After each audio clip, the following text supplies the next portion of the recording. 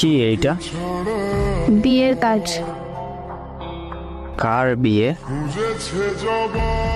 আমার, অবশ্য অন্য কারো বিয়ের কাজ আমি তোমাকে দেব না। হ্যাঁ, সেটাই তো। ছেলে তোমার পছন্দ? হ্যাঁ, অনেক। ছেলে করে কি? যাই করুক, অন্তত তোমার মতো বেকার না।